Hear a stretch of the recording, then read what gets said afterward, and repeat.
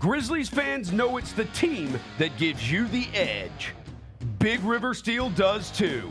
And much like the Grizzlies have recruited legendary talent, we want you to be part of our team. Are you ready to be part of something legendary? Then visit www.bigriversteel.com. That's www.bigriversteel.com.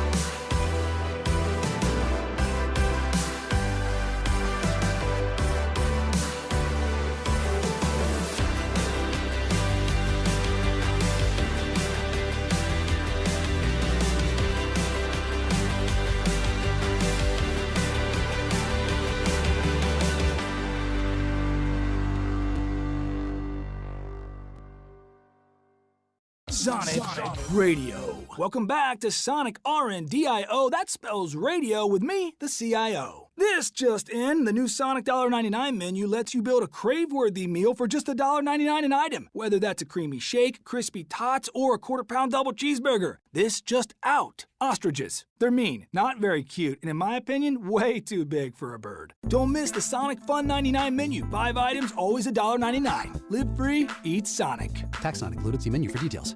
A movie called Crossover. It's a basketball movie, but I think it's the top 3 worst basketball movies I've ever watched in my life. Anthony Mackie, Yes. Wayne Brady. Yes, and Hot Sauce. Hot Sauce. Oh my God. Did you ever consider that I'm about to watch a movie where one of the actors is Hot Sauce and think this is probably not the best idea? The Chris Vernon Show, live weekdays at noon on YouTube at Grind City Media and the official Grind City Media app.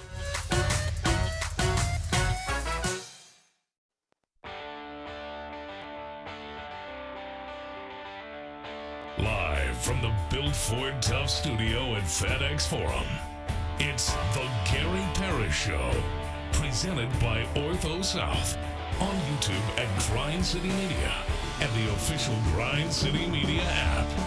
Now, here's your host, Gary Parrish.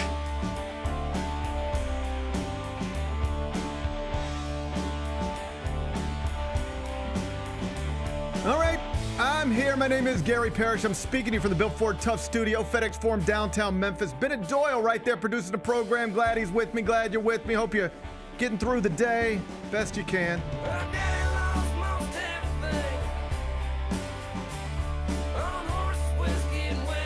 And I just hope you're doing okay. Strange weekend we all just experienced. You don't get weekends like that all the time, thankfully. We'll talk about it momentarily. First, though, quickly, let me set today's schedule for you. In the next segment, about 20 minutes, Michael Eaves is going to join me. He, of course, hosts Sports Center for ESPN. He was in studio late last night after a busy day in sports. We'll talk about all sorts of things with Michael Eaves, including some Summer League basketball stuff. He's going to join me in about 20 minutes. When I finish talking to Mike, take a break, come back, do 5 more things you need to know, at which point we're going to discuss 5 previously undiscussed stories, among them the Summer Grizz return to the court tonight out in Las Vegas. It's a 7 o'clock tip against the Summer Mavericks. We'll get you ready for that in about 40 minutes. Folks are already calling Reed Sheppard the best player from this draft class. Interesting. I wonder if we know anybody who was like screaming that 2 months ago. I'll give you some numbers on Reed Sheppard. We'll do that in just a bit. We have an update on Euphoria Season 3. It's definitely getting done. I'll tell you when you can plan on watching it. We'll do that in the 3rd segment. Congrats to St. Benedict graduate Kalen Culpepper. He was selected in the 1st round of the Major League Baseball draft last night. Awesome stuff. Tell you a little more about him later on in the show. And Argentina is your Copa America champion. Scored in extra time to win despite Lionel Messi exiting with an ankle injury. Did you see his ankle? I did. That didn't look great. No. We'll talk soccer during a segment we call 5 More Things You Need to Know. Then we will eventually do GP's carry out and we'll call it a day. So that's the rundown. We got a lot to get to, but I did want to start with a wild and unsettling weekend that we all just experienced on Saturday, whether you were watching live or catching up on the chaos shortly thereafter. We all have seen at this point, a former United States president and the leading candidate to be the next president of the United States get shot in HD on television. No matter how you feel about the target or about this election or about anything, that's still a pretty crazy thing to see and experience. As you likely know, former President Trump is fine, but another man is not. A husband and father was shot and killed reportedly while trying to shield his family. 2 other men were also shot. The shooter was killed quickly by the Secret Service, but obviously not quickly enough. I was in a basketball gym when it all went down, so you can imagine the place was buzzing. Big Ben Bennett, what was your experience on Saturday? Where were you when you saw for the first time in your life a former president and perhaps a future president take a bullet? It is the first time in my life. Yeah. Yeah, that's right. Because the last time was Reagan, right? 81. Yes, I wasn't born yet.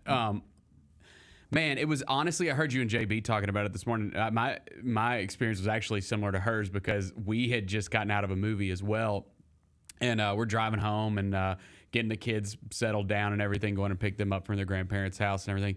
And I open my phone and it's just everywhere. Yeah. I mean, it's just the videos circulating. It probably happened like 5 to 10 minutes before I opened my phone. Yeah.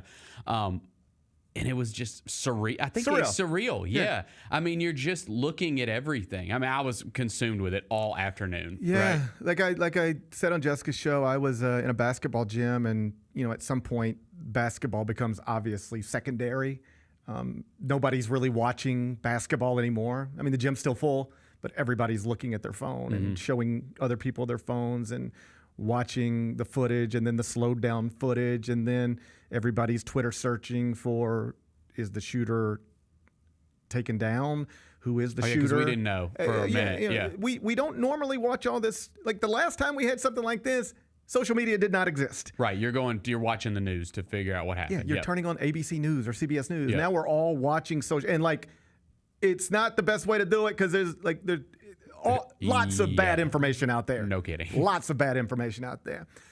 But yeah, it was a surreal experience. I think that's an accurate and fair way to put it. There's obviously a lot of different places to take this conversation. And I suppose I'll start by just pointing out the obvious, which is that I'm glad it wasn't worse, because it could have been.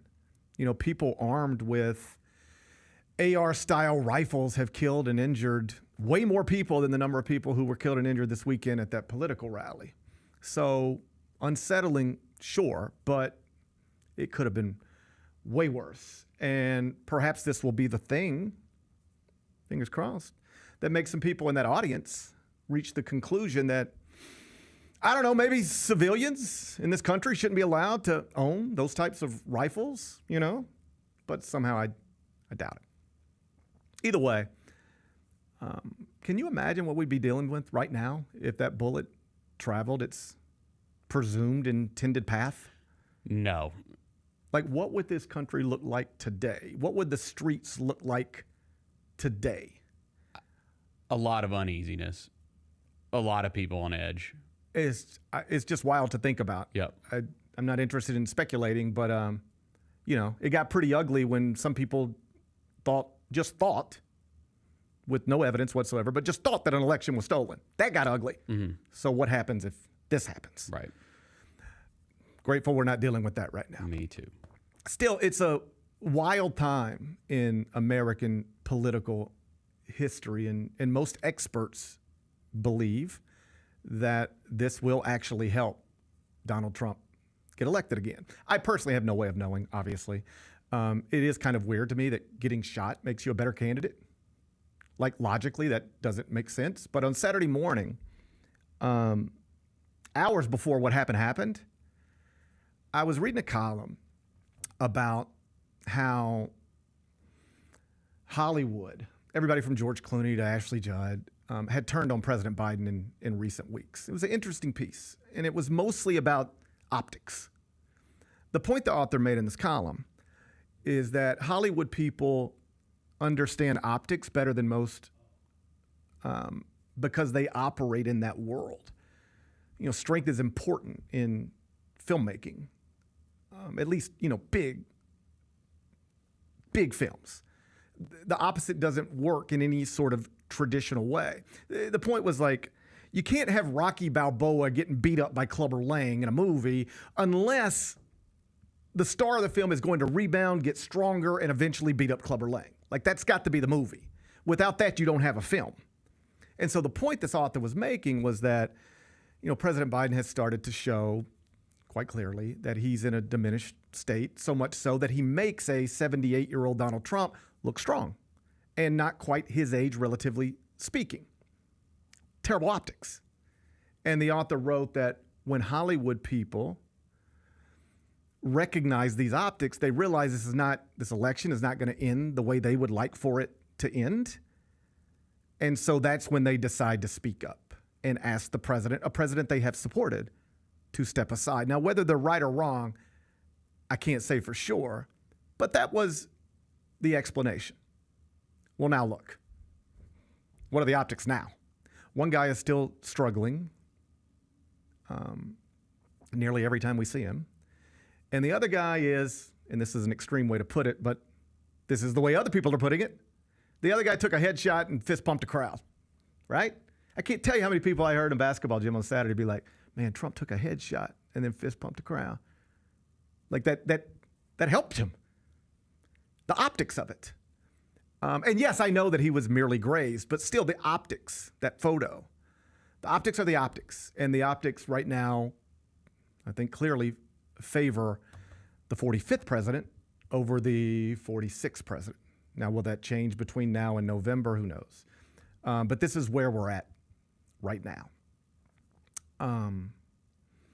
Ever since the assassination attempt happened on Saturday, people on both sides have been calling for unity and for the rhetoric to be taken down a few notches. We'll see how that goes. At this moment, there is still no proven motive for the shooter. That's what the officials keep saying. And I understand you got to be careful, but the motive seems pretty clear to me. A 20-year-old man wanted to kill Donald Trump. That's the motive. Doesn't that appear to be the motive? Why did this young man open fire at a Trump rally? The answer, it appears, is that he wanted to kill Donald Trump. That seems fairly obvious at this point. Mm-hmm. And I do not think it is a huge leap of faith to assume that this man was influenced by stuff he's seen and read and heard, either on television or online. Politics on television is nasty. Politics on social media is even worse. And if there's one thing I've noticed over the, past couple of years, it's that almost all of this ugliness, the hatred, the vitriol, the name calling, it mostly only happens on television and on social media. This is not how most of us are living our lives. But it's not hard for me to understand how somebody who is living a life online can be influenced by the stuff that they're reading and seeing and hearing and be enraged by it. Even though, if you can ever take a step back, you will realize this is not how we're living our lives in real life. I'm actually a great example of this. I'm not officially affiliated with any political party, right? I'm not a registered anything other than a registered voter. At least I don't believe I am. Mm-hmm. But people who watch this show, they know who I am. I believe in a woman's right to choose. I believe in gun control. I believe in equal rights. I believe in lots of things that have led to me voting for the Democratic nominee in every presidential election since I've been old enough to vote. Meantime, I live in Mississippi. I'm surrounded by people who disagree with me on some of these issues. I'm surrounded by Trump flags, all right? My 7-year-old is on a baseball team with a bunch of other kids from Mississippi who have parents from Mississippi. I assume most of them will vote opposite me in November. So based on social media and what we see on television and just all the stuff we consume in our phones and on our iPads and on our desktops and laptops, you might think that I'm just spending every weekend hating everybody around me, right? And fighting and arguing with them nonstop, or just looking down at them or rolling my eyes at them. You know what the truth is? It's just not true. It's not true. I spend every weekend with these people. They spend every weekend with me. We all get along. We all love our kids. They come and hang at my house. Their kids spend the night at my home. My kid spends the night at their homes. This stuff that everybody fights about online, on TV, it literally never enters my actual life. And in a time like this, I really do think it's important to remember that. We don't actually hate each other as much as we sometimes think, regardless of how we vote in an election. We might disagree on abortion, and we might disagree on guns, and we might disagree on immigration. We might disagree on, any number of things. But I promise you this is true. We, just broadly speaking, we're going to actually agree way more than we disagree. And either way, my point is that even the stuff we disagree on, it rarely consumes our day-to-day interactions. Like, I can see what people post on Facebook and Twitter, but then I see them in real life and it just doesn't come up. It just doesn't come up.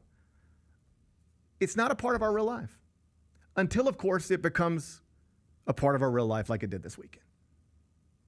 Like I said on Jessica's show this morning, I still do not want Donald Trump to be our next president, but I'd rather him be our next president than watch him get his head blown off on national television. If those are the options, I know which one I would pick. That would have really done serious long-term damage to our country if what the shooter was trying to accomplish this weekend was actually accomplished. So thankfully, we avoided that. And now we'll see how the rest of this election process unfolds. But man, it had been a long time since we've seen a president of the United States or a presidential candidate in the United States be targeted in this way. That was unsettling.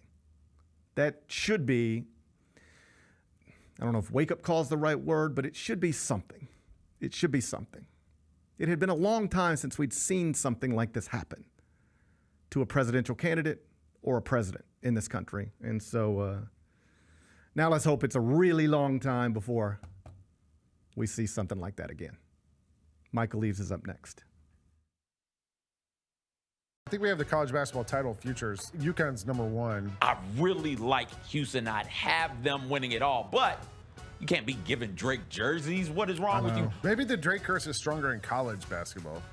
How long has he been riding with Kentucky? He wore an Alabama jersey and Saban retired. The Odds Couple with Rob Fisher, Lang Whitaker, John Roser, and CJ Hurt live Thursdays at 2 p.m. on YouTube at Grind City Media and the official Grind City Media app.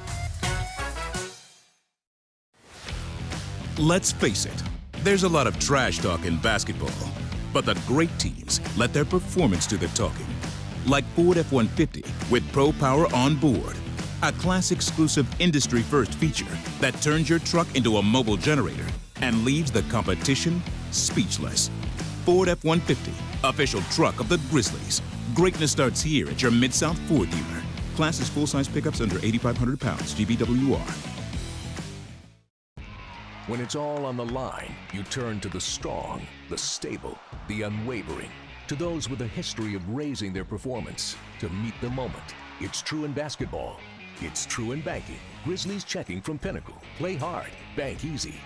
Open a Grizzlies checking account with at least $100 and a recurring direct deposit by August 31st. And you could receive a $200 direct deposit bonus into your account. Details at grizzliesbanking.com. Member FDIC.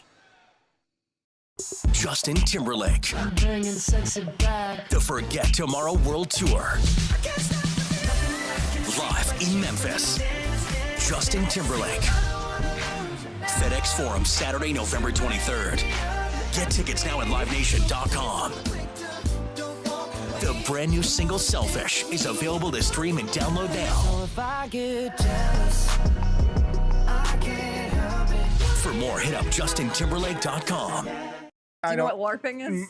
The official definition of it is the activity of participating in live-action role-playing games. Just to be clear, adults do this. Yes. Yeah. Wow. Some adults sit and wait for ESPN's free agency show to start right on the dot of the beginning of the free agency season. Somehow that makes more sense to me. Tune in to the Jessica Benson Show with CJ Hurt live every weekday at 8 a.m. on YouTube at Grind City Media and the official Grind City Media app.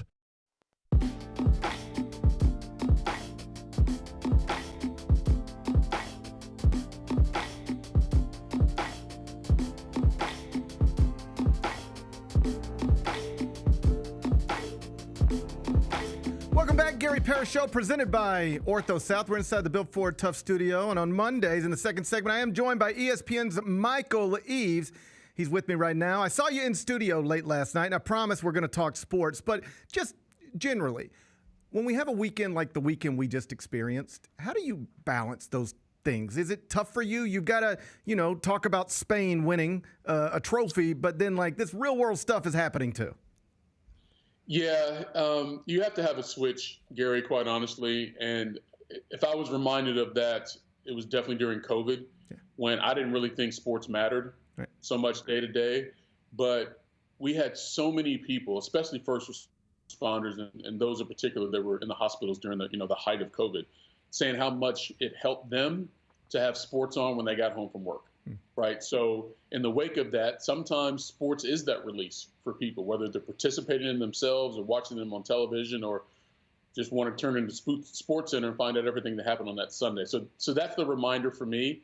And you just turn the switch, because at the end of the day, I do have a job to do. And there are certain people at home that really appreciate just having sports on TV, man. How difficult, if at all, was that for you to turn that switch this weekend? Because for me, I was literally at Peach Jam, a basketball tournament, talking to basketball coaches and basketball players and writing about it. And yet it was hard for me to focus on that stuff. My eyes kept drifting back to stuff, news reports. Yeah. Well, it's interesting. The night before, the night it actually happened, we're talking about the shooting at the Trump rally. It happened while I was on the air.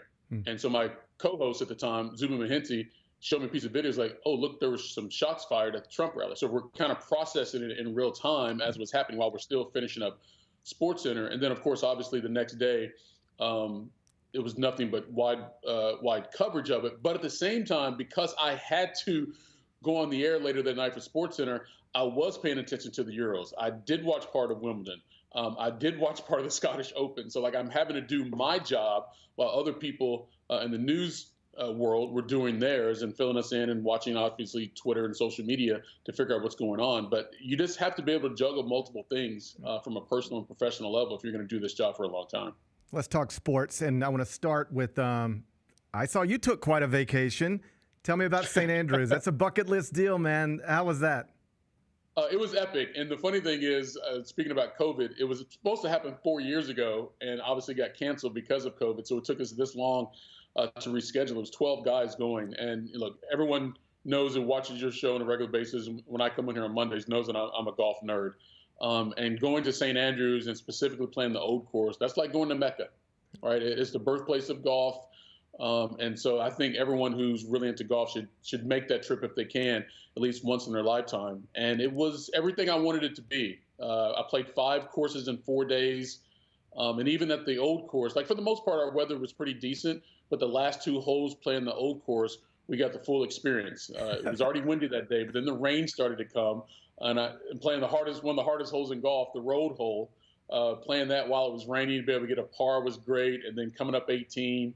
And some of the pictures we have, it was really epic, man. It was just a really good time, and I'm glad I got to do it. My wife was in the process of planning a trip for us, me and her, to go for our anniversary, and I nixed it because I want to go with. I don't want to play by myself. I want to go with friends. And so I'm impressed that you were able to coordinate 12 people, because I can barely get 4 to show up at Southwind on a Sunday morning. So it's but how much did that change the experience? Obviously, playing St. Andrews, period, amazing. But being there with your buddies, that makes it different, doesn't it? Oh, absolutely. I mean, I do an annual golf trip every fall with a group of guys, and it's 12. Sometimes it's been 16 of us.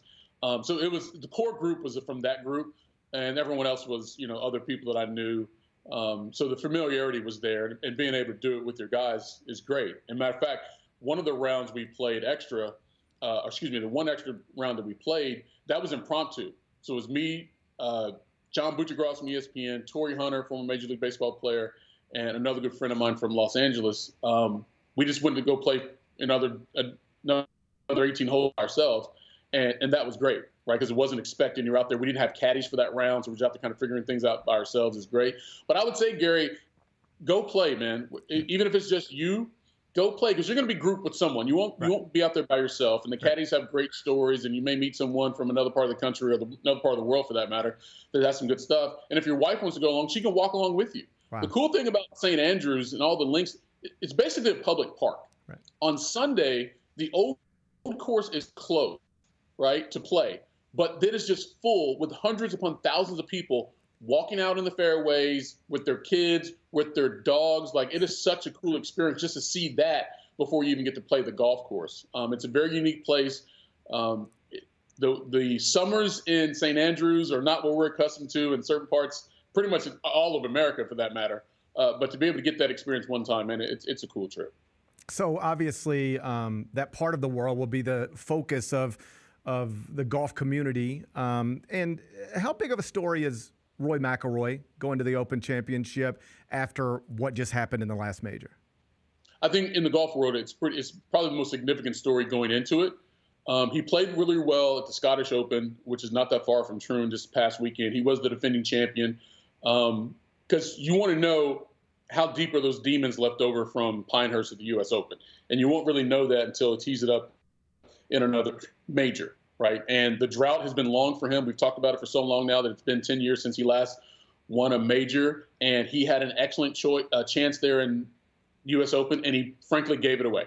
So how will he respond when it's time to tee it up for another major championship? To me, that's the most intriguing story. I mean, we talk about Tiger trying to play again, and maybe some of the LIV guys coming over and trying to compete, obviously. But it is Rory McIlroy, based solely on what happened a month ago at the U.S. Open. So it was a big weekend in sports. You mentioned Wimbledon. Carlos Alcaraz wins that. I think people have known for a while this guy's special. He's different, but he's actually doing it. We don't have to talk about what he might be someday. He's it. What are we watching right now with this young man? We could be watching the greatest tennis player in the future. Yeah. We could be, right? Because what he's done now is on par with the path that would set him up towards that. Of course, you got Federer, Nadal, and Djokovic with 24 majors, and Djokovic is trying to get the 25th and have the most all time.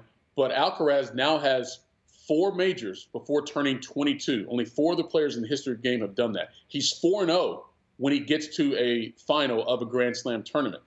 So that is also a reason to think this guy has the ability to do all those things. Because when it was, a couple years ago, when Federer got the men's record for most Grand Slams of all time, it's like, all right, well, Roger Federer is the best. And here comes Nadal. And all of a sudden, here comes Novak Djokovic. And it was like one after another just sort of eclipsed into each other. And now it seems like Alcaraz is the blend. To me, he looks like a blend between Joker and Nadal, right? The way he plays, he can win on both surfaces. I mean, only a handful of players have won on both the French Open clay and the Wimbledon grass in the same year. 6 players, actually, and now Alcaraz is one of those 6, and the youngest to do so when he did it. So all of those things point to he could be, maybe, in the future, the best of all time.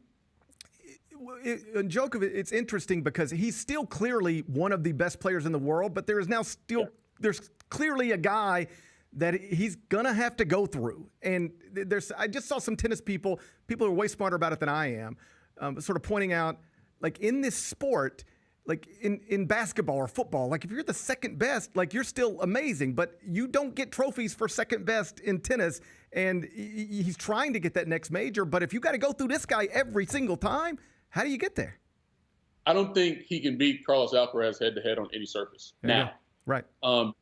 After the match Sunday, he said he was inferior to Alcaraz during that match. Now, granted, he is coming off a knee surgery, but he lost to Alcaraz on the surface last year, right?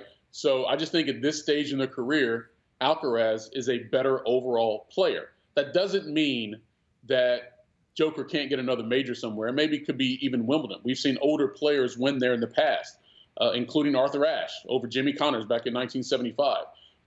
It's doable. It is doable. But if the path goes through Alcaraz, I can't see Joker beating him right now. Let's talk baseball. We get the Home Run Derby and then the All-Star Game. I love the Home Run Derby. I think it's the best event connected to All-Star. I think when I was growing up, we would have all said, or most of us said, like the dunk contest, NBA All-Star Weekend. Yep. But that seems to be diminished for a variety of reasons. And the Home Run Derby is still like, that's fun television. Do you enjoy the Home Run Derby? I do, because it still features usually some of the best players, right? Some of the biggest stars, the biggest sluggers, obviously. And they've tinkered with the format through the years, and obviously doing that again this year, trying to condense it because it starts to get a little long at times. I do enjoy watching it, and I'm actually excited about this new format that will hopefully make it a little shorter, thus a little more exciting for the game's best hitters. Because, look, everyone loves seeing the ball leave the yard. We really do. We just don't need it to take 4 hours for the entire contest, right? So if you're getting the big names in there tonight like we're hoping for, it's always fun for me. And then tomorrow night, we get the actual All-Star Game. And the story, Paul Skeens, the 22-year-old rookie, is going to start for the National League. He is, and again, this isn't hyperbolic, he's off to one of the greatest starts in Major League Baseball pitching history. And I think tomorrow night could be a real big night for baseball. And they're smart to I know anybody could have started for the National League, and Skeens would have entered at some point. But to build this around him, I thought is just really smart, big picture stuff by Major League Baseball. Yeah, Chris Sale probably would have gotten the start from Atlanta if not for him pitching yesterday. Because if he would have skipped his start yesterday and then pitched, he would have missed 2 starts for the Braves. So they weren't really going to try to do that. So it goes to a guy who's able to pitch based on his rotation, but also quite honestly who deserves it. And it is pretty spectacular that he didn't start with the Pirates on their opening day roster coming out of spring training. Right, he was in the minor leagues for a while, but since he came up, he's been everything, if not more, than what was expected. He may have the most dynamic start for a major league pitcher since maybe Dwight Gooden there in the early to mid 1980s. I think it was more fanfare with Dwight Gooden, especially because he was in New York and the Mets were a good team at the time. But Paul Skeens, man, his stuff is filthy. I mean, you are making some of the best hitters today look kind of silly sometimes with the array of pitches that you can throw up to the plate. Not everyone can do that. There are seasoned pitchers who can't do what Paul Skeens has been doing over these last several weeks. So I'm looking forward to seeing him out there, especially on the big stage, and see how he responds to it. The WNBA continues to be a big national story every week, and a lot of it is connected to the rookies, Angel Reese and Caitlin Clark, and they both had interesting moments this weekend. What did you make of Angel being quadruple teamed in the final seconds of a game and having her double-double streak snapped? It seemed very intentional. Oh, I'm all about it. Because here's the deal, and here's what these ladies basically said. You had the entire game to get 10 points. Right. We ain't going to give you these 2 points with 20 seconds to go. Right. We ain't doing that. You didn't get it then, you ain't getting it now. So, but again, it should be hard. That kind of what makes the streak significant because it's not easy to do. No one's ever done it before in terms of the length of games that Angel Reese was able to do it. So it should be hard. And in that moment, we're not giving it to you. We're not going to be Brett Favre giving Michael Strahan that sack record that he got in a single season that year in the NFL. We're not going to do that right now. And to me, it just speaks to the overall competition of the league. There's so many new people coming to it, and they just are, ignorant to how it's been played in the wild. These ladies are fierce, man. They don't be playing games out there. They take what they do very seriously, and you have to earn everything you're getting. And that's what these rookies are learning. But here's the thing. The rookies expected that. It's the new fans who thought, what's going on? These ladies are so mean. No, this is competition. You would expect to be given anything in any other sport. So I don't know why you think these rookies should be getting a pass in the WNBA. If she got it, she earned it. Last thing before I let you go, Caitlin Clark filled up Minnesota's arena. A lot of Iowa fans there this weekend.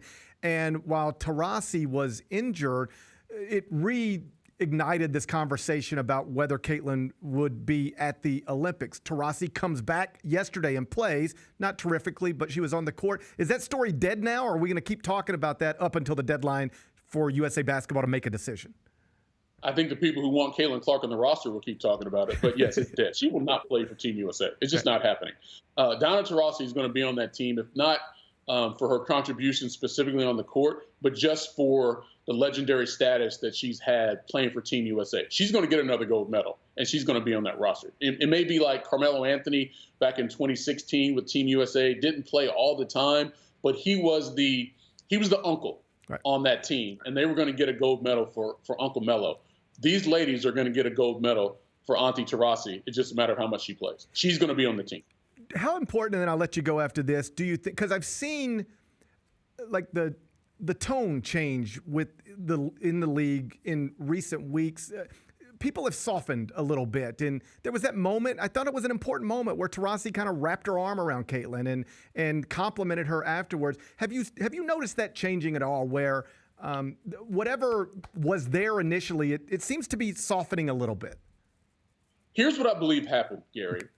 I believe the disdain and animosity that some people perceived from these ladies was not directed at Caitlin Clark or even Angel Reese for that matter. It was really directed at the fans and some of the ignorant things they were saying. But when they were asked about it, it came out as if it was against Caitlin Clark, most notably, and sometimes Angel Reese, right? Like, you can be mad at fans of Tom Brady or fans of Nick Saban or fans of whomever, and then you end up talking trash about Tom Brady and Nick Saban instead of the fans who annoy you, right? And I think that's what happened with some of the ladies in the WNBA when they kept getting asked about it.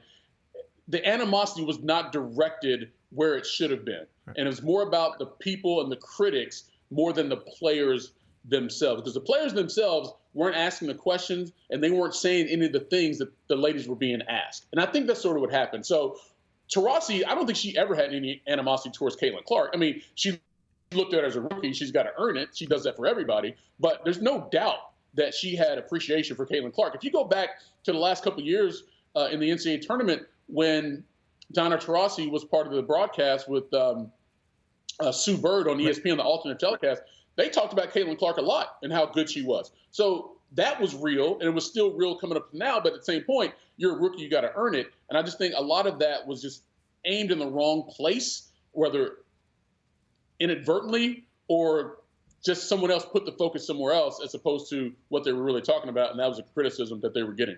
That is Michael Eaves from ESPN. You can catch him on SportsCenter, and he's also on X at Michael Eaves. That's at Michael Eaves. Thanks, brother. I appreciate you being here. Congrats on that trip. Sound amazing. I'll talk to you next week. All right, man. Sounds good, brother. Bye-bye. That is Michael Eaves from ESPN. St. Andrews, bucket list. Yeah, you should do that. I'm going to. Yeah. I'm going to. You know, I've started to have these moments where, you know, I ain't getting any younger. I don't know if you've noticed. I actually hate it. I take that phrase back. I hate it when people say that. That I'm not getting any younger. Nobody's getting any younger. Literally nobody. You know, I got a 7-year-old. You know what I can say about him? He ain't getting any younger. That's true. You know? That's true. He's not so I hate that. I don't even know why I said that. But the point remains. I ain't getting any younger, and there will be a time where I can't do these things, you know? Yeah. If I live long enough, there will be a time where I can't do things at 47 that I could do at 37. Right. Like I slipped a disc in my back just playing second base with my kid earlier this summer. I won't be able to do this stuff. And so I need to go do it. I'm feeling the same way about a lot of things. Like Las Vegas, for instance? Yeah, I mean, I'll never see Dead and Company at the Sphere. Like, that's just something I have to accept that's never going to happen for me. So that sucks. But no, there's other things, too, that I want to do. I'd like to go to New York. Yeah. Like, I'd like to, you know. You just need to do some. I just need to take. I'd like to go to Ireland. You know what I need to? I just need to take you with me. Yeah, I just go need on to, some adventures. You know, I'll go play golf with you at St. Andrews. Okay, I don't think you'd probably get pissed off. Every year I get these companion certificates from Delta. Okay, and it's almost like a buy one get one free type thing. But it's not as good as it sounds. Yeah, there's a lot of there's hidden fees. There's just you got to read the fine print. I got you. And it doesn't always work the way you would think it would work. But I just have always made my wife my companion. But I might make you. Yeah, dude. You want to be my companion? I'll be your companion. I should take you places. Yeah.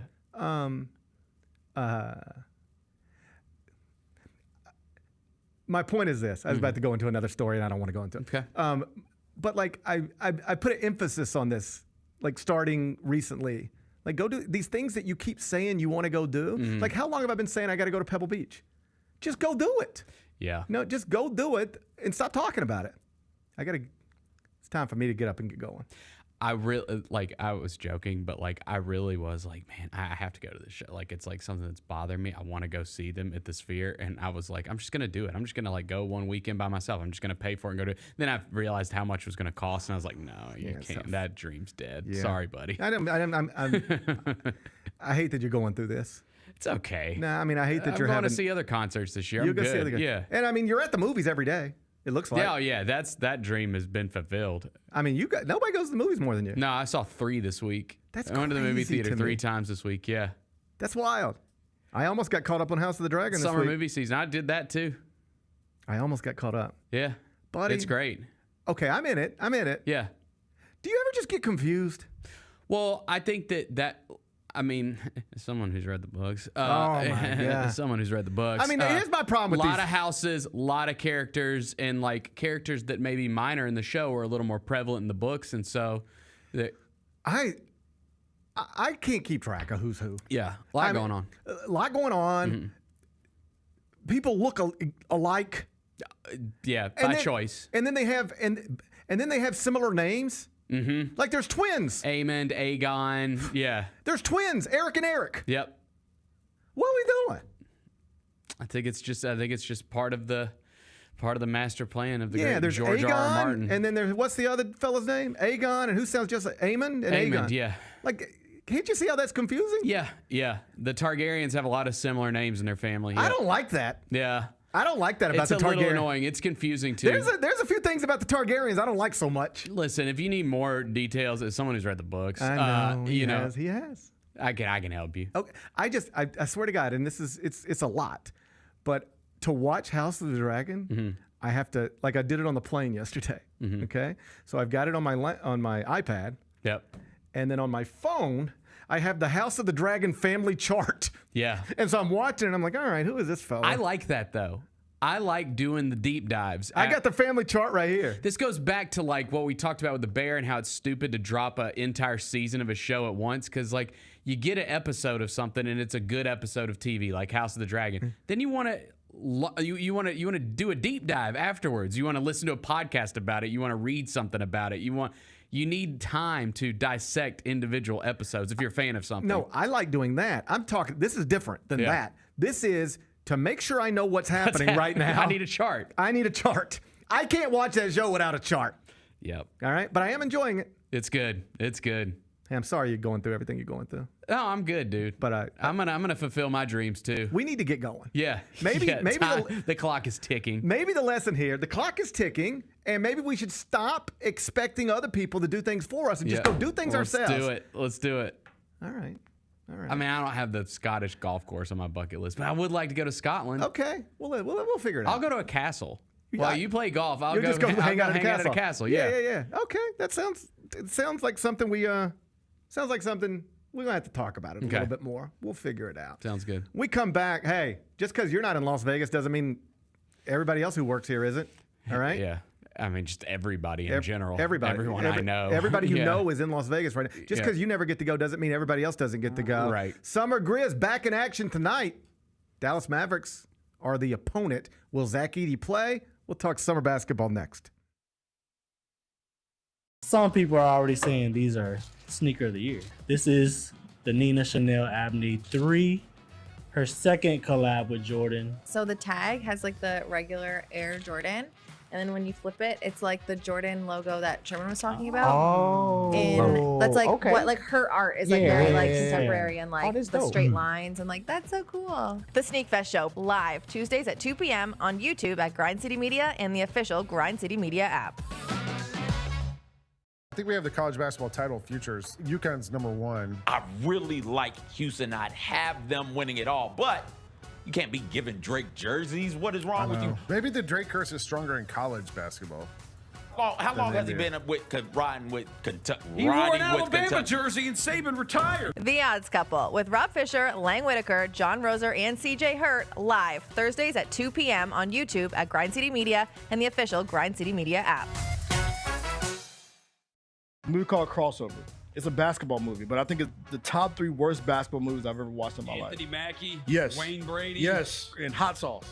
Hot sauce. Oh my gosh. Did you ever consider that I'm about to watch a movie where one of the actors is hot sauce and think this is probably not the best idea? The Chris Vernon Show, live weekdays at noon on YouTube at Grind City Media and the official Grind City Media app.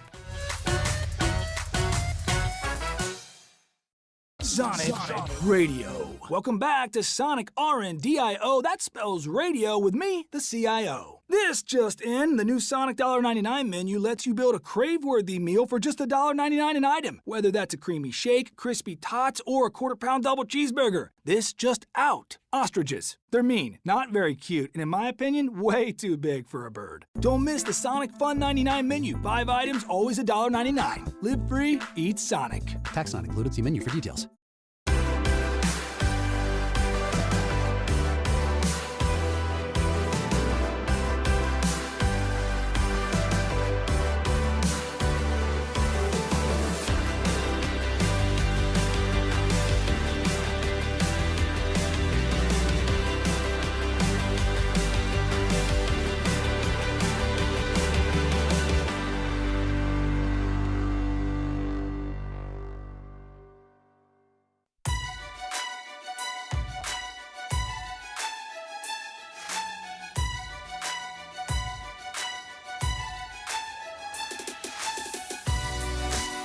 Orthopedic injuries can be unpredictable, unforeseen, and unscheduled, and Ortho South understands this better than anyone. Since your injuries don't make appointments, you don't need to either. That's because Ortho South welcomes walk-ins during the weekdays and the evenings and even on Saturdays. So next time an unforeseen injury makes an unscheduled appearance in your life, visit orthosouth.org to find your nearest urgent care location. Just walk in, and Ortho South will take care of everything, especially you. Learn more at orthosouth.org. That's orthosouth at orthosouth.org. Now I got 5 more things you need to know. Number 1. Hey, just because Bennett never gets to go to Las Vegas doesn't mean that everybody else doesn't get to go, including basketball players representing our Memphis Grizzlies. What's going on in Vegas? A lot, Bennett. Why don't you just text Kelsey or Rosa or Vernon or any of the other people that are there? I'll check in. Just check in with everybody else who works here, who's out there. All right. What's going on in Vegas? Summer League's going on in Vegas. Yeah. 7 o'clock tip tonight. Grind City Media app. I'm going to be in studio. I'm going to be in studio too. We're both going to be together? Yeah. Oh, man. I'll be pressing the buttons. I don't usually get to work nights with you. I'll cue you. I don't usually get to work nights with you. You're going to cue me? Yeah, I'll cue you. All right. Yeah. You give me my... Who is it tonight? Me, you, Mike, and Eric Hasseltine, right? Yeah, it's me, you, Mike Wallace, and Eric Hasseltine. I'm going to have to... I'm taking my day like a to-do list, and I'm doing things in the order that they need to be done. So first thing on the to-do list is this show. I don't worry about anything else until this show's over. And then I got to do another show. And eventually, everything will be done, and then I'll start focusing on tonight, and then I'll be able to tell you exactly who's going to be in studio. But as of this moment, I'm not real sure. But how about this? I bet it'll be fun. It's going to be fun. We're going to watch Zach Edey play tonight? What are we, 6:30 start time? 6:30 pregame, 7 o'clock tip. Be there. GCM app. GCM app. If you don't already have it, I don't know what you're doing. We're going to watch Zach Edey play tonight? The fact that they said that they wanted to make it clear, Jason March said, I want to make it clear we're not saying that he's shut down, or he is not shut down. I believe that was the quote. He's had plenty of time to get that ankle. What they said was a minor ankle injury. Plenty of time to rest that. I would say I'm leaning towards 70% yes, that I think he'll play. Bennett's optimistic. Yeah, I think he'll play. On a scale of 1 to 10, how much more interested are you, excited are you by Zach Edey just being on the court, getting a second view of him, as opposed to just watching summer basketball minus Zach Edey? I mean, it changes things significantly. Significantly, because especially after that first performance and how positive it was, that's all we have to hang on is every possession from that one game. So, yeah, it changes it significantly. But I am still excited. I've enjoyed seeing the other guys, specifically Cam Spencer. Like, that looks like a steal. His teammates seem to like him. Yeah. He can hit threes. He's been doing that for 5 years in college. Yeah. So, I mean, that's been cool to see. Obviously, watching Gigi, watching Jake. Like, there's been other things worth tuning into for the Summer Grizz. But yeah, if Zach Edey plays tonight, the interest levels skyrocket. I bet we can see it in the app. Yep. I bet we'll see it from that. I bet you there's data available right now that shows you the first game of Vegas Summer League registered differently. Oh, I can tell you it was way bigger. Yeah, the first Zach Edey game, rather in Salt Lake City, I guess, registered differently than any game without Zach Edey. Yes. Yeah. Yes. Right. So fingers crossed. Fingers crossed. We'll get to see the 7'4" center tonight. 6:30 pregame. Grind City Media app. Number 2. Oh, they're already starting to say it. You've already started to hear it. I just haven't seen it yet. Is it possible Reed Sheppard's the best player from this draft class? Yes, it's possible. I said it 2, 3, 4 months ago. Maybe not that deep, but I did reach a point in the pre-draft process where I was like, if I had the number 1 pick in this draft, I said it 50 times, wrote it 50,000 times. If I had the number 1 pick in this draft, I would take Reed Sheppard. I think he's got the highest ceiling to be a star. I wasn't worried about his floor. He obviously has a high floor because he can dribble, pass, shoot. Like, that guy's going to play in the NBA for a long time. Mm-hmm. But I wasn't worried about his floor. That's what some people were like, yeah, Reed Sheppard's a safe pick. I'm not worried about safe. I'm aiming for the stars. I think he can be a star. He's doing it. Yeah. If I was a fan of the Atlanta Hawks or the Washington Wizards, I would be a little nervous. Yeah. That we might have messed up. I still think I watched Research Say multiple times this weekend, and you can see it, but it's going to take a minute. Right. With both of those guys. Yeah.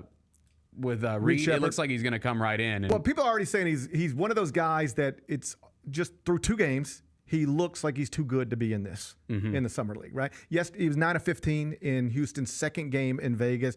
And it's not just that he was 9 of 15. It's the way he's moving around the court and the way he's seeing things, the way he's shooting off the dribble, the way he's shooting in transition, the way he's coming off screens, catch, shoot. Like, do a Twitter search right now for just do these 2 words, Sheppard Curry. That's all you got to do. Do a Twitter search for Sheppard Curry. A million things pop up. They're calling him Cocaine Curry. I love that. That's what Twitter calls it. Oh my Cocaine God, Curry. That is an amazing nickname. They said, but here's the thing: if you just watch it, if you just watch him move around the court with the ball, without the ball, it looks a lot like Steph Curry. Yeah, it really does. I'm not, and I said this 1,000 times in the pre-draft process. I am not promising you that Reed Sheppard is going to be Steph Curry, because Steph Curry is the greatest shooter of all time and probably one of the 10 best basketball players we've ever had on this planet. I can't speak for other planets, but this planet, on this planet, he's probably one of the 10 best basketball players we've ever had. It'd be outrageous for me or anybody else to project anybody other than maybe Victor Wembanyama on that type of trajectory, right? But the thing I consistently said through the pre-draft process is that it feels like to me people are focusing too much on what they think Reed Sheppard can't do or won't be, as opposed to just looking at what he's already shown you and it's right in front of you. And that is the same mistake people made with Steph Curry coming out of Davidson.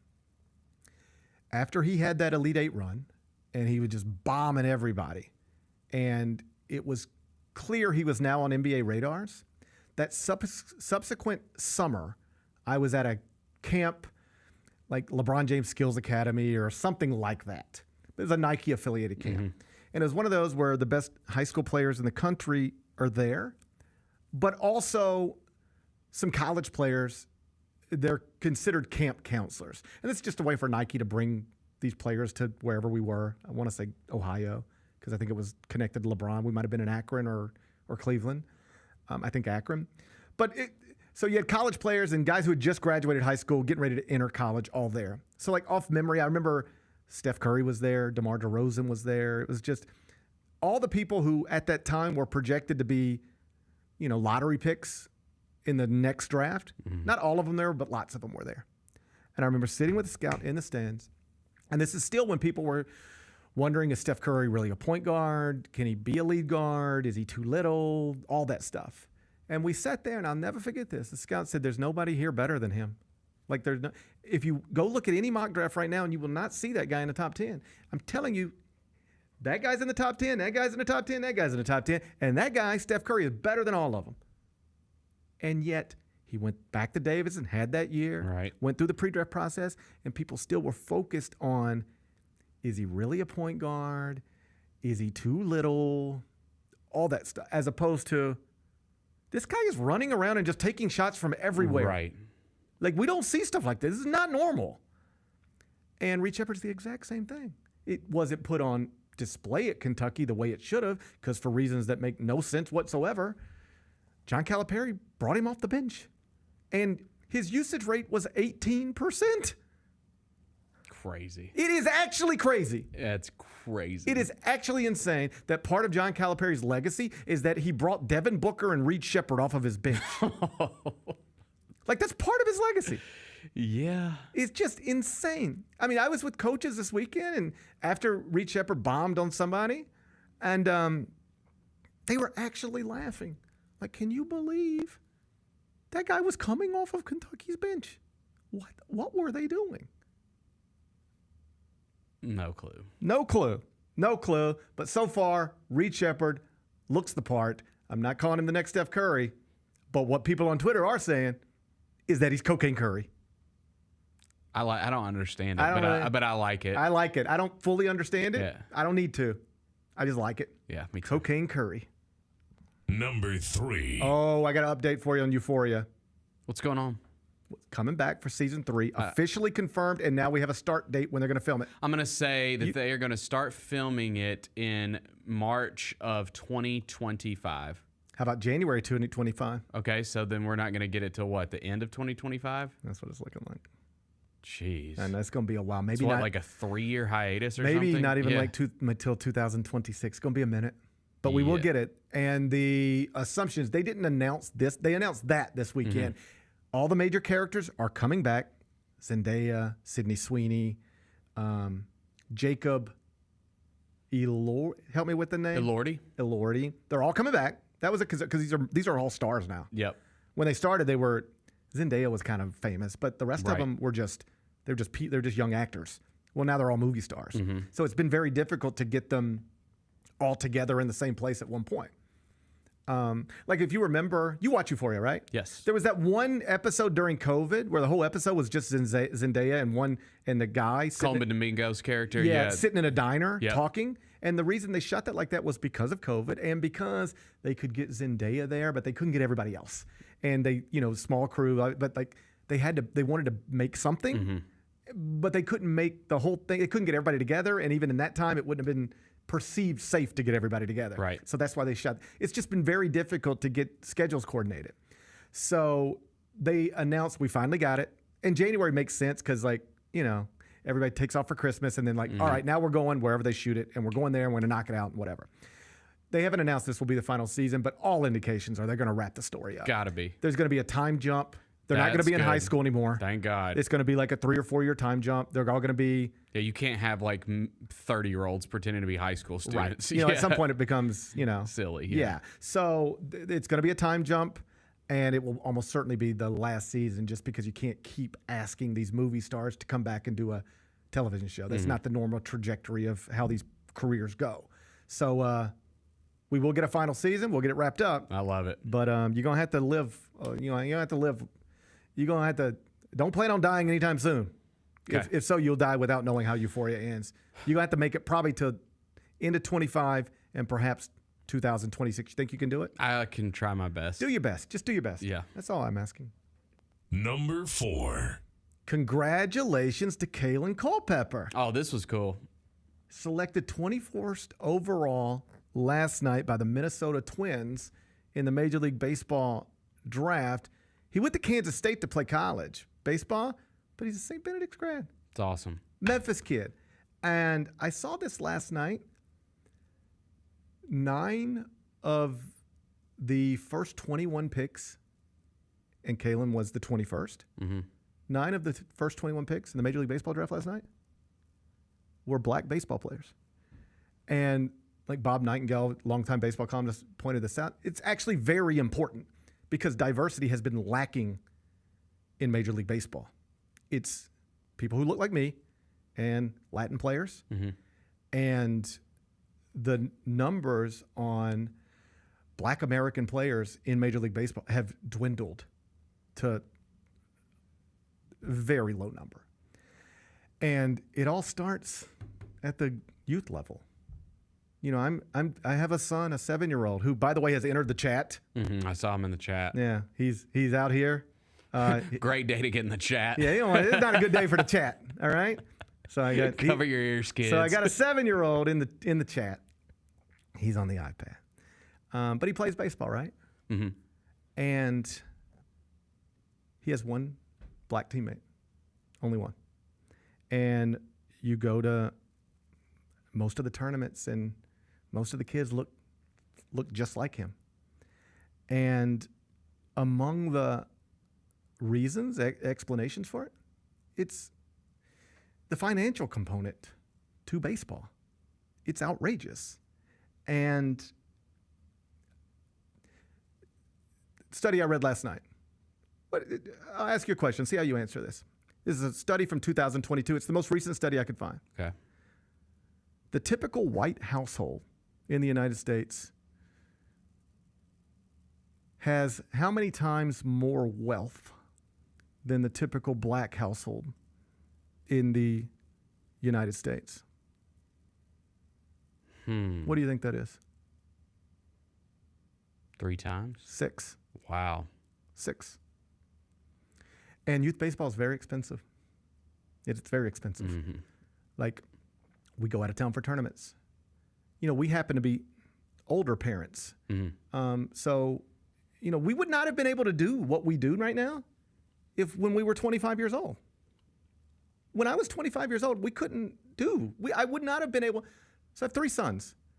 My oldest son, we could not have done this with him, what we do now with Louis, because of the money component to it. And, you know, it's fun. Like, we're the old parents. We're the old 7-year-old baseball parents now. We used to be the young ones, but now we're the old ones. But we have 25-year-old parents. There's a person who used to play with Lou, and now he's on a different team or whatever, but his grandmother and I went to high school together. We graduated together. So when you be at the ball field, there's this woman who I went to high school with. I'm watching my son play against her grandson. We're the old parents. Mm-hmm. But there's like 25-year-old husbands and wives out there. And financially, I know that it puts stress on them to try to fund youth baseball. I mean, the bats are, I just bought a $400 bat to replace a $400 bat. All right? Yeah. And you're going out of town and you're at these tournaments and hotels. And so many families just get locked out of it. So many families just get, the equipment's expensive, everything. And you look up and nobody on the baseball, very few people on the baseball field look different than my kid. And it's, you know, I don't like that. I don't like that I like sports that are more accessible. Mm-hmm. And baseball just, I guess this is the point I'm trying to make, isn't that accessible or isn't as accessible as it used to be. And it has really taken a toll on diversity in professional baseball. So that was interesting to see last night. And I might not have noticed this without the Kalen Culpepper story that drew me to it and had me reading. But, you know, 9 of the first 21 picks last night. That's a move in the right. Yep. That's a move in the right direction. The video of him getting drafted is really cool too. He gets real emotional, you know, hugging his parents. It's a dream Yeah, come true. You know, we don't focus on the Major League Baseball draft as much as we focus on the NFL draft or the NBA draft because we don't know these players. If I'm being completely honest, I don't think I could have told you who Kalen Culpepper was 2 days ago. And they tried last night. They're trying to.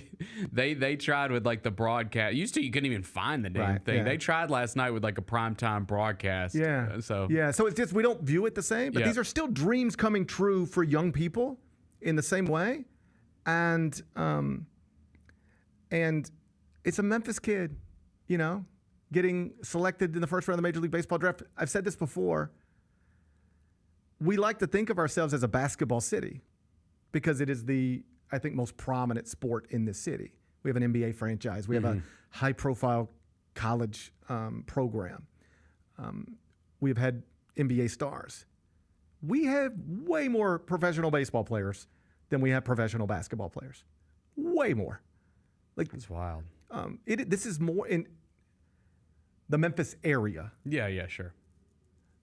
Is way more of a baseball place in terms of producing high-end talent. Produce way more high-end baseball players than basketball players. We just do. I don't think most people realize that. And Kalen Culpepper is the latest example of that. Congrats to him. Congrats to his family. It was a really sweet moment yesterday. I smiled watching. Number 5. And then stayed up late last night. Copa America. Yeah, I liked that because shout out to all the people that rushed the stadium and got the game delayed an hour and a half because I was able to watch House of the Dragon and then Copa America right after. Well, I was traveling yesterday and then there's a lot of stuff going on, and I'm aware Copa America is happening. Not really aware of what time it's supposed to kick, and so I think the scheduled start time was 7:30, some Central maybe, and it gets delayed. An hour and 15 minutes, I believe. Yeah, they said there was like over 1,000 people without tickets that tried to just rush the security and get through the gate. And they did. It worked. Yeah, it worked. They got in, and then ultimately they just opened the gates and just said, hey, "Come in, like it's over, we're done, like we're not checking tickets." Yep. And reportedly, like people would get to their seats and be like, "People would be there." Section G, row, whatever, section 142, row G, seat 4, and it'd be like, hey, these are my seats. And they'd be like, okay, do something about it. What are you going to do? Fight a bunch of Argentinians and Colombians to get your seats back? Wow. I don't know what you're supposed to do. And apparently, like, the staff was no help. Like, if this happened at FedEx Forum, you just go get somebody. Yeah. And be like, hey, this fella here, he's in my seat. And apparently people were trying to do that yesterday, and the ushers, is that what we call it? They were like, nothing we can do. This is over. Wow. Right. So that was the story heading in, and then Messi gets hurt. Yeah. In tears. Oh man, that ankle was gross. He had a balloon ankle. It was bad. Yeah. Like, you never know with soccer players because they always look like they just got, Yeah. They always look like they just tore their Achilles, and then they're up in 3 minutes. So you never know, but like that ankle's that ankle. That's going to mess up his MLS stuff too. Yeah, it is. He's going to be out for a minute. He's going to be out for a minute, but Messi and nobody likes to see a goat in tears. No. Nobody likes to see a crying goat. I think we can all agree on that. So we go to extra time. And just as the announcers are saying, it looks like both teams are just trying to get to PKs. It looks like neither team has legs underneath them. And then Argentina scores. We get a final whistle. Copa America champions. And now Argentina, Copa America title. World Cup. And another Copa America title. And then the Olympics coming up. They're on quite a run. They are. These Argentinians on quite a run. They're good at soccer. Messi now has 45 trophies. That's the way soccer people talk about stuff. He has 45 trophies. Okay. Yep. Most ever. Is it? Most ever. Nobody has more trophies than that. Huh. He didn't have an MLS Not yet. championship. No, but give it time or don't. I don't care.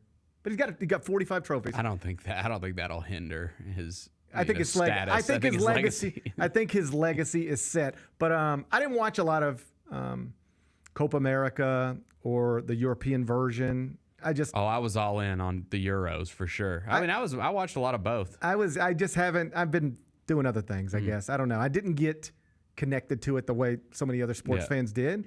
But we sat as a family last night and watched that. Yeah, it was cool. It was awesome. Yeah, I kind of wanted Colombia, but I wanted my goat.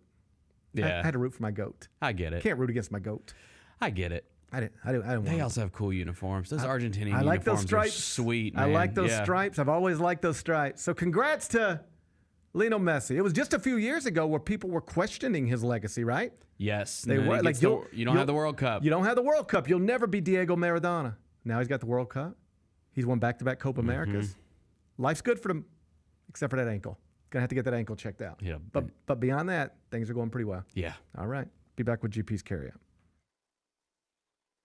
Some people are already saying these are sneaker of the year. This is the Nina Chanel Abney 3, her second collab with Jordan. So the tag has like the regular Air Jordan, and then when you flip it, it's like the Jordan logo that Sherman was talking about. Oh, and that's like okay. what like her art is like very like contemporary and like that's the dope. straight lines and like that's so cool. The Sneak Fest show live Tuesdays at 2 p.m. on YouTube at Grind City Media and the official Grind City Media app.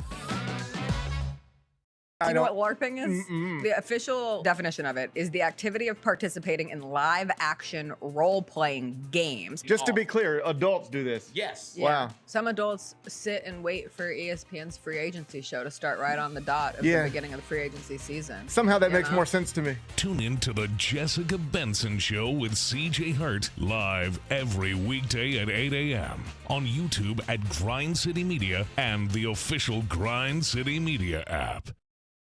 Justin Timberlake. I'm bringing sexy back. The Forget Tomorrow World Tour. Live in Memphis. Justin Timberlake. FedEx Forum, Saturday, November 23rd. Get tickets now at livenation.com. The brand new single Selfish is available to stream and download now. So if I get jealous, I can't help it. For more, hit up justintimberlake.com. When it's all on the line, you turn to the strong, the stable, the unwavering. To those with a history of raising their performance to meet the moment. It's true in basketball. It's true in banking. Grizzlies Checking from Pinnacle. Play hard, bank easy. Open a Grizzlies checking account with at least $100 and a recurring direct deposit by August 31st. And you could receive a $200 direct deposit bonus into your account. Details at grizzliesbanking.com. Member FDIC. Let's face it, there's a lot of trash talk in basketball, but the great teams let their performance do the talking. Like Ford F-150 with Pro Power on board, a class-exclusive industry-first feature that turns your truck into a mobile generator and leaves the competition speechless. Ford F-150, official truck of the Grizzlies. Greatness starts here at your Mid-South Ford dealer. Class is full-size pickups under 8,500 pounds, GVWR.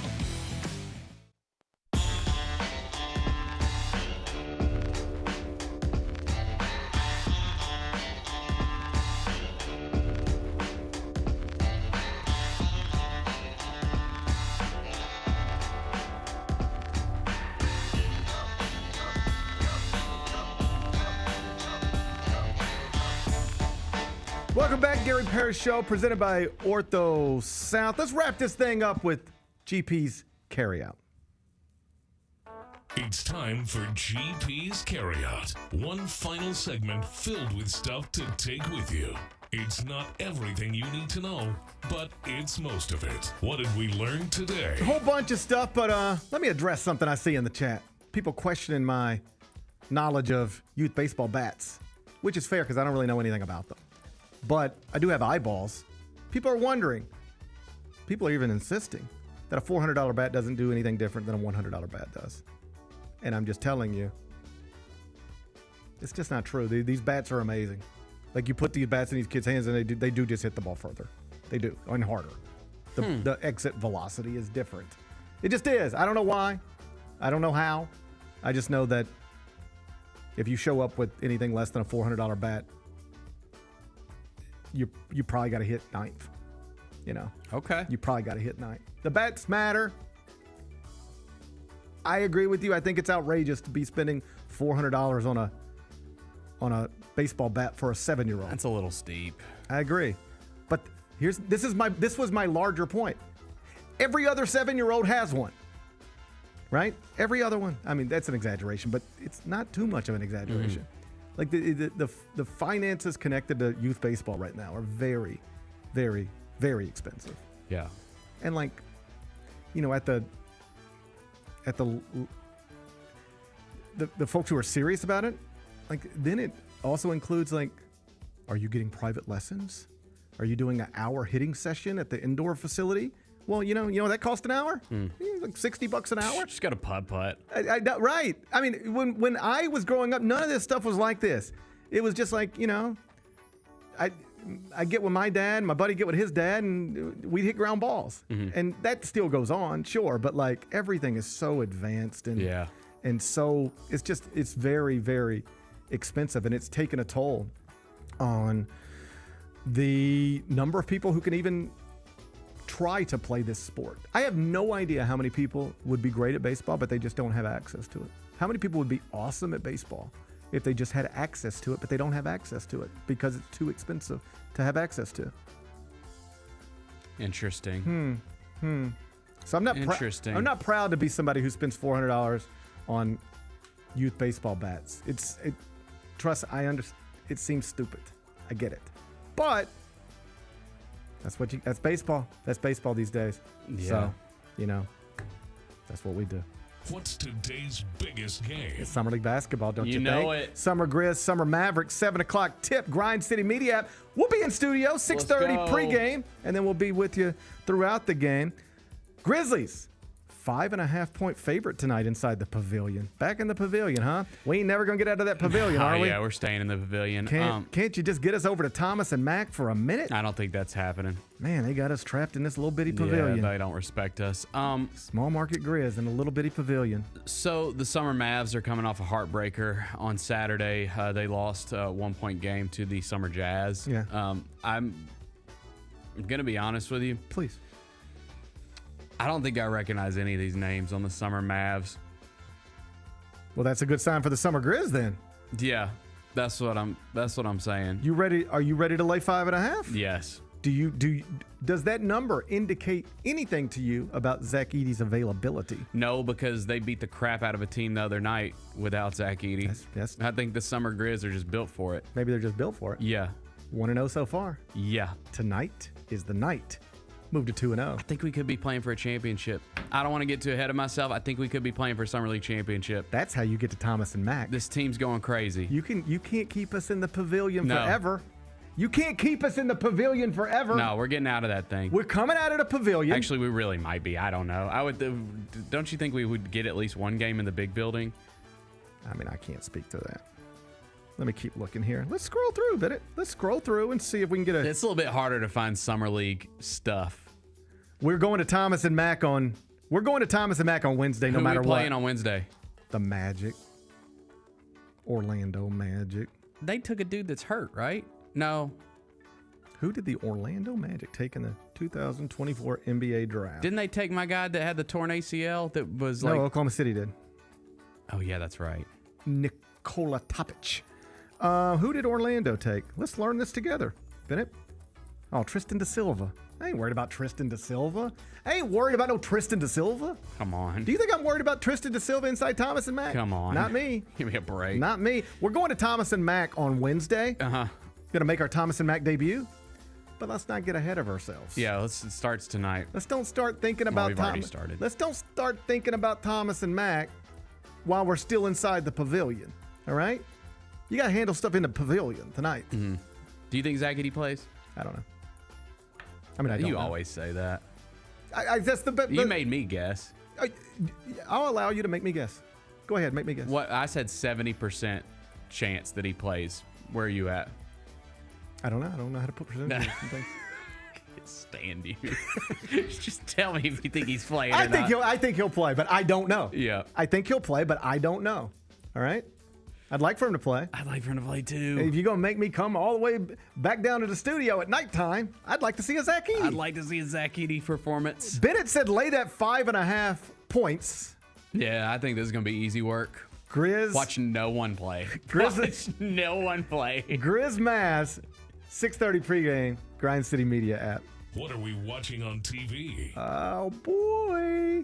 It's Monday Night Raw time. Yes, it is. Solo is killing everybody. Yeah.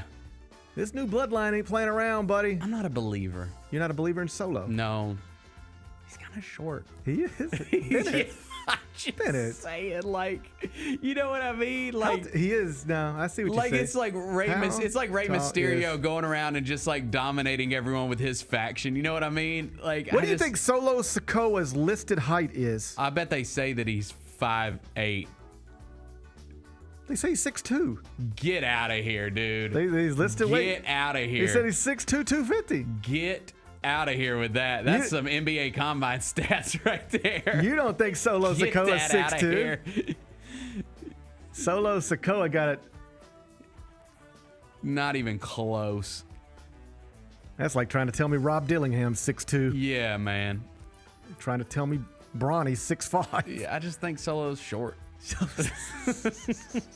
And you don't respect him as a wrestler because of his lack of height? No, actually, it's not his lack of height. I just... I don't want to be mean. You realize I've been short my whole life, right? Uh-huh. And like I'm not tall either. I was a short baby. I think Yeah. I was a short 10-year-old, short 15-year-old. I think I've been short my whole life. Yeah. All right. But I've never actually, like, that's never consumed me the way it bothers people. Yeah, I have never, I mean, I'd love to be tall. I'd love to be 6'4", Yeah. right? I'd kill to be 6'4". But I've never walked around like, God, it really does suck to be this short, you know? But other people really do look at you. When other people look at me, that's what they see. They see a short person. I don't think that's true. No, that is what... I don't think you give off short guy. Because here's what happens sometimes. Huh. Sometimes I'll see somebody Yeah. who's short, and I'll go, man, that fella's short. And then I'll go, he's exactly my height. I don't know. This is my point. I don't notice it in myself, but I notice it in other people. And then that's Yeah. when I notice it in myself. I got mad when everyone up here called me short. How tall you listed at? 5'9". That's not short. I think it's technically average. Okay, not short. Average. They were calling me short. I was like, what? Well, that's disrespectful. I don't think I can even touch 5'8".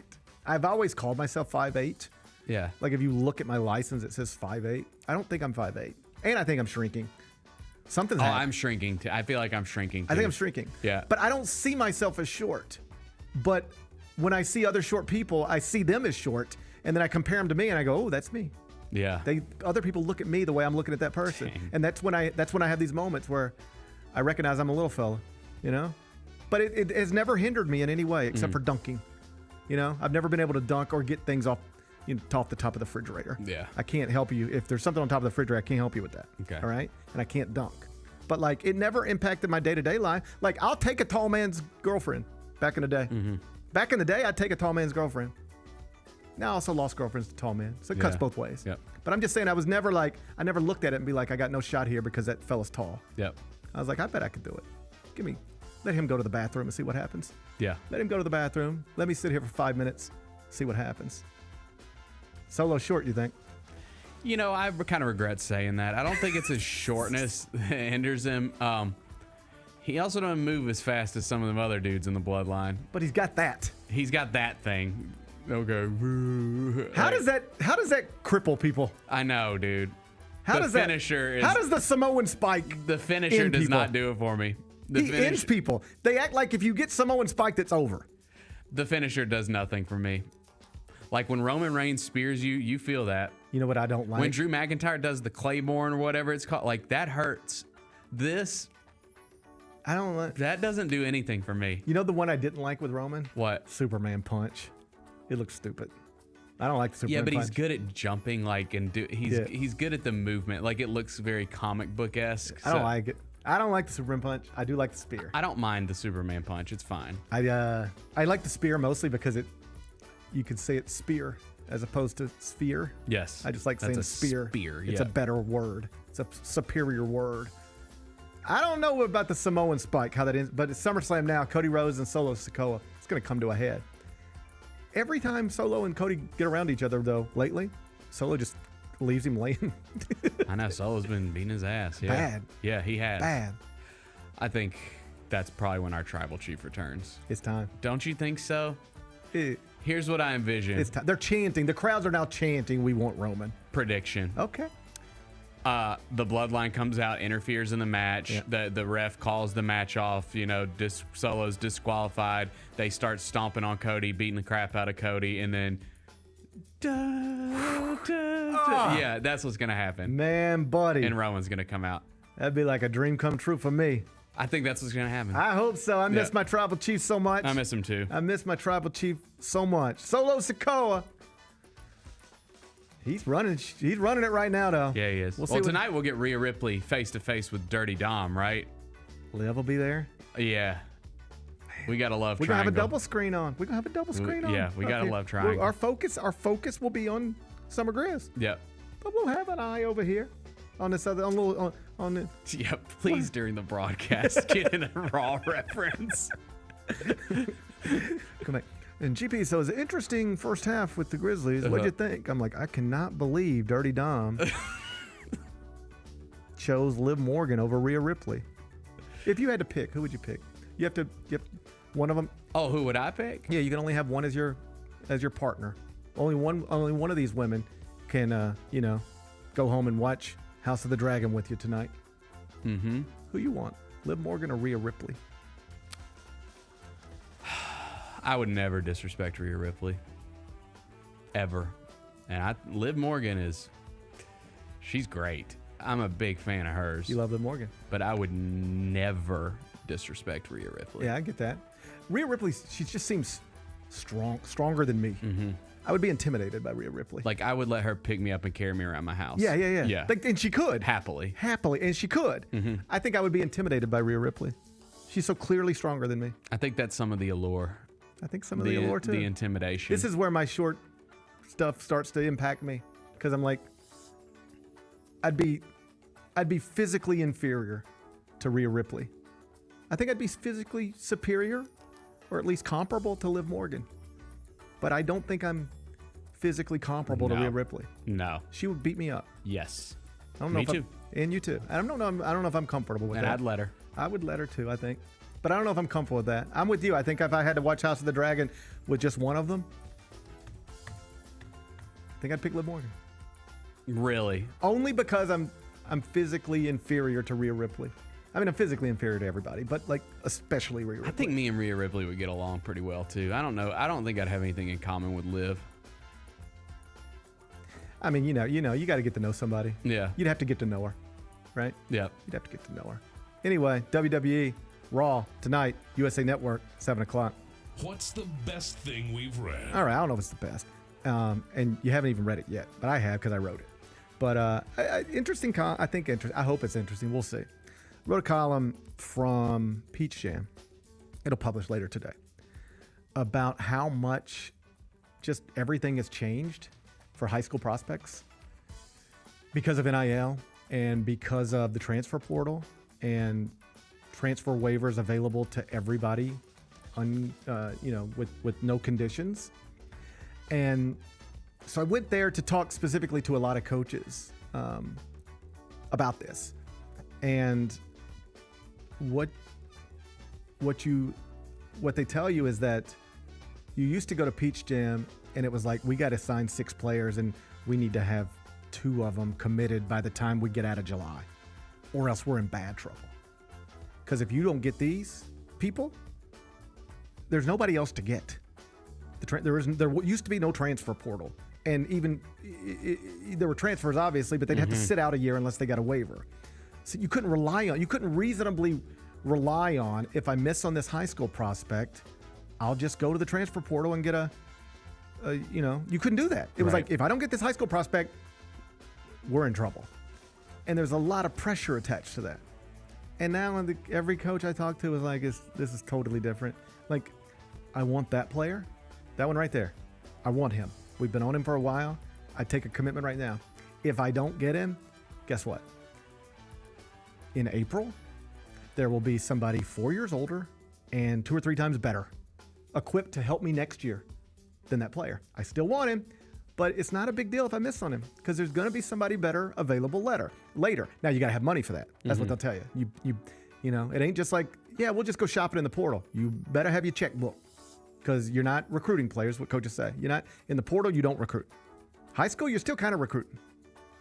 Portal, you're not recruiting. You're buying. You're buying players. And if you don't have the money, then that's not a good approach. But if you have the resources to shop in the transfer portal, it makes everything that's happening right now with high school prospects not completely unimportant, but way less important than it's ever been. Interesting. For instance, a guy like A.J. Devanson, number 1 player in the country, there will always be a market for him. He'll get a $3 million NIL deal or something like that. There's always going to be, those guys are real difference makers. But how many college freshmen can really be the centerpiece of a high major basketball team in this era of college basketball? 15? 20. The number's very small. So here's what coach is telling me. Used to, you want to sign, we got to get a big class, 6 players. Probably signed 5 high schoolers and maybe take a transfer. Now, they don't even want more than 2 high school players. Wow. And like I had one coach, Scott Drew at Baylor. You know what he told me? If I had to get 6 players, I would feel like I got to get a lot of work done now. He said, there's no way I would even take 4 commitments from a high schoolers right now. No way. Wouldn't even take it. So most coaches are telling me, let's just say a big number, round number 5. 5-player class, used to you'd take 4 or 5 high school players out of that 5-player class. Now you're taking 1 or 2, 2 or 3. So think about this across the sport. Guys who are ranked between 150 and 300 that used to get high major offers, they ain't coming anymore. Like, used to Kansas might call you if you're ranked 134th in the country and just want you to be the 5th best player in their class and they'll develop you. Kansas ain't even looking at you anymore. They're taking 2 top 50 guys and transfers. And that's the way most of these schools are. So you got all these young people who 4 years ago would be getting Big 12 offers, Big 10 offers, SEC offers. Can't get them now. They don't want you anymore. Eric Musselman, I talked to Muss, obviously was at Arkansas, now at USC. He said, you know what high school players outside of 5 stars are for right now? Just to fill out your roster. He more or less said, I think of high school players outside of the elite as the same way you think about NBA rookies. You take them because they're cheaper, and you just let them fill out your roster. I don't want to go pay $400,000 for a guy to be the 9th player on my bench out of the transfer portal. I'll just get a high school player and let him be that guy. And then if we can keep him, great. And if we can't, whatever. But like, I'm going to spend my money on these guys and fill out my roster with high school players as if they're 2nd-round picks or undrafted free agents. That's the way college basketball's recruiting is going right now. And, you know, you look at it from the other perspective, the low major and the mid-major coach. Like, part of the story is I talked to Billy Lang. He's the St. Joseph coach, former Villanova assistant. And he was sitting there in the gym, and and it just sort of, it was like, okay, you're sitting here right now, you're watching this player. Let's just game it out all the way through. You like him, he likes you. You offer him, he commits. You enroll him, he's great. This is everything you want. Yep. Then what happens? Hard to keep him. Yep. Because somebody's coming in with lots of money. And if you can't match them dollar for dollar, it's tough. I talked to Chris Jans at Mississippi State. He said all the stuff that used to matter in recruiting still matters in terms of relationships and facilities and all that stuff, but it only matters if you are in the same neighborhood money-wise. You don't have to match dollar for dollar, but you got to be close, or else the other stuff, none of it matters anymore. If you go to the transfer portal, without the money, you can't do anything else. You got to have the money. If you get in the same ballpark, now we're in a recruiting battle again. I'm trying to win mom and dad over. But if you don't have similar money as the schools that are recruiting against you, it's over. Wow. It's like you're out there offering jobs. Like I own a business, I'm offering you a job. And these people own businesses, they're offering you jobs too. And they're offering you 3 times what I'm offering you.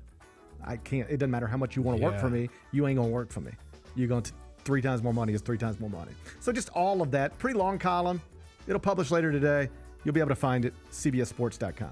What's on tap for tomorrow? Well, tomorrow's Tuesday. We'll be looking back at the Summer Grizz. Yes, we will. Looking ahead to our first trip inside Thomas and Mack, which will come just one day later. About that. It's a big week. It's a big week, Bennett. Are you excited? You fired up? I'm so fired up. I am too. Home run derby tonight, too. Oh, let's go, Gunner. No. Come on, Gunner. Polar Pete. I'll hedge with Pete. Polar Pete. Do you want to see some odds on it real quick? I think Pete was I think Pete was the favorite last time I checked. He should be. Yeah. He should be. You know why? First off, he wins these things. He's just so big and strong. He doesn't have to. Like there's sometimes you see guys in a home run derby and it's like they got to get it to get it. Yeah. He doesn't. He can miss hit balls and get them out of there. He's so big and strong. He can miss balls and get them out of there. Most guys, lots of guys, they can't miss. He can miss more and still get them out than your average other home run derby competitor. Polar Pete, that's your winner tonight. I'm going to go with Gunnar Henderson. Okay. And then tomorrow night, of Your course. reigning Rookie of the Year. And then tomorrow night, we get the All-Star game with Paul. It's a big week. Let's go. I'm fired up. Enjoy the rest of your day. I'm going to enjoy mine. Meet back here tomorrow at 10. Till then, be careful, be kind, be good. Rep your hood.